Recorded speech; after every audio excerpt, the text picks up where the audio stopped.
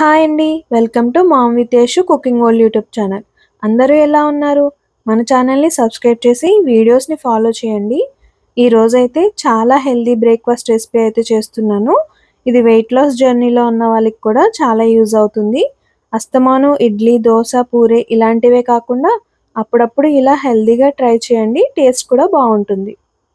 దీనికోసం half cup అటుకులు, full cup రాగిపిండి తీసుకోవాలి. అటుకుల్ని ఒక గిన్నెలో వేసుకుని కొద్ది కొద్దిగా వాటర్ వేసుకుని వీటినైతే నానబెట్టుకోవాల్సి ఉంటుంది. మరీ ఎక్కువ వాటర్ వేసుకోకూడదండి. అటుకులు అనేవి పొడిగా లేకుండా మొత్తం అంతా తడిచేంత వరకు అయితే వాటర్ వేసుకొని కలుపుకోవాలి. అటుకుల వల్ల ఐరన్ ఎక్కువగా వస్తుంది. అలాగే బ్లడ్ కూడా పడుతుంది. ప్రెగ్నెంట్ లేడీస్‌కి కూడా చాలా బాగా యూజ్ అవుతుందండి. ఇవి తినడం వల్ల హెల్త్‌కి చాలా మంచిది. ఇప్పుడు ఈ వీడియోలో చూపిస్తున్నట్లుగా కలుపుకొని ఒక 10 నిమిషాలైతే పక్కన పెట్టుకోవాలి. 10 నిమిషాల తర్వాత చూసుకున్నట్లయితే అటుకులనేవి మెత్తగా అయిపోయినాయి. వీటిని ఇలా చేత్తో బాగా మెదుపుకోవాలి. ఇప్పుడు దీంట్లోకి 1 కప్ వరకు రాగి పిండినైతే వేసుకోవాలి. అలాగే కొద్దిగా సాల్ట్‌ని కూడా యాడ్ చేసుకోవాలి. ఎక్కువైతే యాడ్ చేసుకోకూడదండి.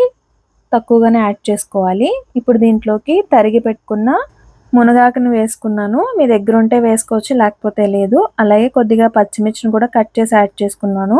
దీనిలోకి తరిగి పెట్టుకున్న ఆనియన్స్, అలాగే తురిమి పెట్టుకున్న క్యారెట్, కొద్దిగా కొత్తిమీరని కూడా యాడ్ చేసుకున్నాను. ఇప్పుడు కొద్ది కొద్దిగా వాటర్ వేసుకుంటూ దీనినైతే చపాతీ ముద్దలా కలుపుకోవాల్సి ఉంటుంది. వాటర్ అనేవి మనం చూసుకుంటూనే యాడ్ చేసుకోవాలి, లేదంటే పలుచగా అయిపోతుందండి. సో, అవన్నీ అబ్జర్వ్ చేసుకుంటూ మనం దీంట్లోకి వాటర్‌నైతే యాడ్ చేసుకోవాలి. మీ దగ్గర వెజిటబుల్స్ ఆర్ లీఫీ వెజిటబుల్స్ ఏదున్నా దీంట్లోకైతే యాడ్ చేసుకోవచ్చు. ఇప్పుడు మనకి చపాతీ ముద్దలా అయితే రెడీ అయిపోయింది. దీన్ని ఒక 10 నిమిషాల పాటు పక్కనుంచుకోవాలి.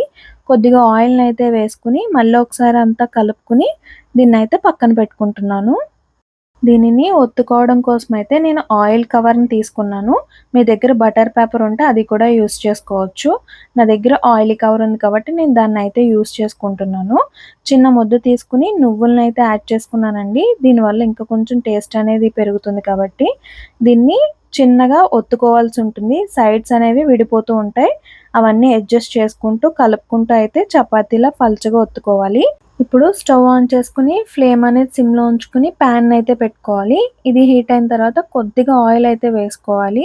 ఇప్పుడు మనం ఒత్తుకున్న అటుకుల రాగిపిండి రొట్టె ఏదైతే ఉందో దాన్ని దీని మీద వేసుకొని ఒక 2 నిమిషాల పాటు కాల్చుకోవాల్సి ఉంటుంది. ఈలోపు మనం ఇంకో దాన్నైతే చేసుకుంటున్నాము. ఇలా ఎన్ని రొట్టెలుంటే వాటన్నింటిని ఇలా చేత్తోనే ఒత్తుకోవాల్సి ఉంటుంది. ఇలా ఒత్తుకునే లోపల మన రొట్టె అయితే ఒక సైడ్ కాలిపోయింది. ఇప్పుడు ఇంకో సైడ్ అయితే టర్న్ చేసుకున్నాను. మరొక నిమిషం పాటు కాల్చుకున్న తర్వాత మన రొట్టె అనేది రెడీ అయిపోయింది. ప్లేట్‌లోకైతే తీసుకుంటున్నాను. ఇప్పుడు నెక్స్ట్ ఇంకో దాన్ని కూడా వేసుకున్నాను. దీన్ని కూడా ఒక 2 నిమిషాల పాటు కాల్చుకున్నాను. మన రొట్టెలనేవి రెడీ అయిపోయినాయి. వీటిని ఏదైనా చట్నీతో గానీ, లేదా ఏదైనా ఊరగాయతో సర్వ్ చేసుకుంటే టేస్ట్ చాలా బావుంటుంది. నేనైతే వెల్లుల్లి పచ్చడితో సర్వ్ చేసుకుంటున్నాను.